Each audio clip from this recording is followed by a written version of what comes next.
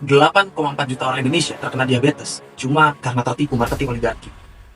Anda tidak bisa percaya semua yang Anda dengar, terutama ketika Anda mencari kebenaran gizi bagi diri Anda. Setiap minggu, sepertinya solusi kesehatan selalu diberitakan. Berita-berita ini biasanya mencakup informasi tentang makanan yang sekarang dianggap tidak sehat, atau cara yang lebih baik dan lebih cepat untuk menurunkan berat badan. Banyak klaim yang sering didiskreditkan setelah penelitian lebih lanjut, namun dampaknya terhadap pilihan makanan tetap ada. Hasil penelitian sejak tahun 1950-an dan sejak tahun 1960-an mengubah cara kita makan, bahan makanan yang kita makan, jumlah yang kita makan. Namun hasilnya, efek merugikan pada kesehatan kita karena kebohongan yang terbukti salah. Muncul berita tentang gizi di media adalah hal yang biasa, tapi Anda perlu ingat, oligarki mengendalikan pasar. Dari studi yang disubsidi oleh perusahaan farmasi, produsen makanan, dan asosiasi makanan sering dipelintir untuk membuat masyarakat percaya bahwa satu makanan lebih sehat daripada yang lain untuk memacu penjualan. Berikut adalah fakta-fakta berdasarkan penelitian medis yang terpercaya untuk menghilangkan kesalahpahaman nutrisi yang beredar hari ini.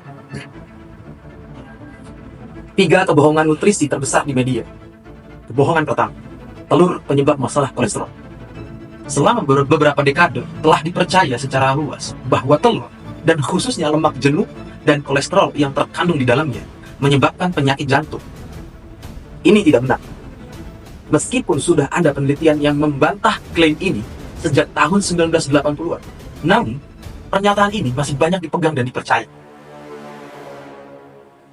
Faktanya, tidak ada hubungan antara konsumsi telur dan penyakit jantung koroner. Dan konsumsi telur tidak terkait dengan kadar kolesterol yang ada di dalam darah. Sayangnya, koreksi penelitian untuk memperbaiki informasi yang salah yang diterbitkan pada tahun 1970-an baru dirilis pada tahun 2016. Kebenaran, Anda membutuhkan kolesterol untuk bertahan hidup. Ditambah, telur bukanlah musuh.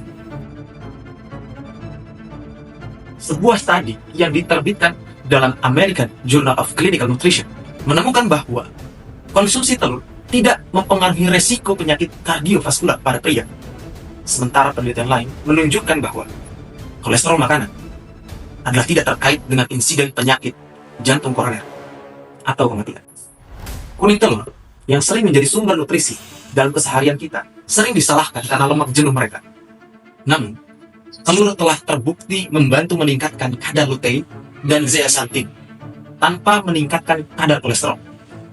Lutein dan zeaxanthin dikaitkan dengan pengurangan kejadian degenerasi makula terkait usia dan kesehatan mata yang baik. Lalu kolesterol, tidak seperti yang mungkin Anda ketahui. Sebenarnya, kolesterol adalah zat yang sangat penting untuk membantu tumbuh Anda dalam sejumlah proses vital, seperti memproduksi hormon seks, membantu menjalankan fungsi saraf dan fungsi otak. Daripada Anda mengkhawatirkan jumlah kolesterol total, Anda harus lebih menyadari rasio kolesterol HDL berbanding LDL dengan standar 1:2,5. Solusinya, konsumsi telur dari pertanian dan pantau rasio kolesterol. Tentu saja, yang perlu Anda ketahui adalah ada telur yang baik dan ada telur yang buruk. Cara mereka dibesarkan dan apa yang mereka makan adalah faktor yang berkontribusi. Jadi, dapatkan konsumsi telur pertanian atau telur yang dibudidayakan secara lokal jika memungkinkan. Telur adalah makanan yang serbaguna, yang dikemas dengan protein berkualitas tinggi, lemak sehat, vitamin A, B5, dan B12, folat, fosfor, dan selenium. Telur itu adalah termasuk golongan rendah kalori dan dapat dinikmati dalam beragam menu. Anda jangan terlalu khawatir tentang makan sumber kolesterol tinggi. Namun, bukan berarti Anda harus mulai makan sembarangan. Opsi yang lebih sehat dengan Anda mengkonsumsi daging sapi yang diberi makan rumput, black chocolate, dan telur. Rasio standar HDL berbanding LDL yang baik adalah 1:2,5 atau kurang dari itu. Konsumsi HDL lebih banyak akan menjadikan diri Anda dalam kondisi yang lebih sehat. Kebohongan kedua, semua gula buruk. Oke, mari kita teruskan. Semua gula tidak aman. Gula memang tinggi kalori dan mempengaruhi produksi insulin. Diet tinggi gula halus dikaitkan dengan diabetes tipe 2, penyakit kardiovaskular, dan kanker pankreas.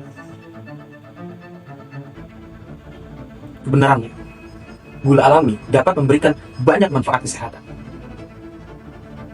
Tubuh kita membutuhkan keseimbangan nutrisi, termasuk gula, untuk berkembang.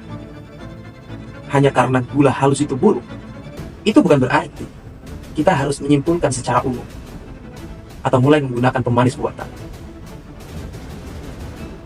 Jika Anda telah berpikir demikian dan mempercayai itu, tolong segera hentikan. Solusinya, gunakan pemanis alami dalam jumlah yang sedang. Gula merah, stevia, kurma, gula aren, molase black extract, dan madu hanyalah beberapa contoh dari pemanis alami namun kaya akan gizi. Salah satu pemanis alami terbaik adalah madu. Madu memiliki manfaat terapeutik yang bisa meningkatkan fungsi sistem kekebalan tubuh, membuat tidur lebih nyenyak, dan dapat membantu Anda menurunkan atau mengatur berat badan. Madu kaya dengan asam amino, vitamin B, mangan, magnesium, fosfor, kalium, dan mineral penting lainnya. Tapi hati-hati dengan madu palsu. Apakah Anda pernah tahu molase black extract? Molase black extract memberikan rasa manis yang padat nutrisi. Molase black extract mengandung zat besi, kalium, kalsium, tembaga, dan mangan yang tinggi. Kebohongan ketiga, terlalu banyak protein memberatkan ginjal dan hati. Kebohongan nutrisi kali ini tampaknya merupakan dampak dari diet tinggi protein yang populer beberapa dekade lalu. Mitosnya adalah bahwa kadar protein yang tinggi dalam makanan berkontribusi pada penurunan fungsi ginjal dan hati serta osteoporosis. Klaim-klaim ini sama sekali tidak benar. Sementara ada bukti insidental bahwa individu dengan penyakit ginjal atau hati mungkin perlu mengurangi asupan protein mereka.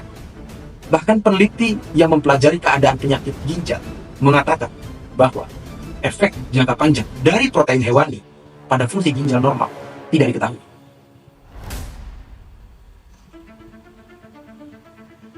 Kebenaran, protein sangat penting untuk membangun hormon, sel, dan kesehatan tulang.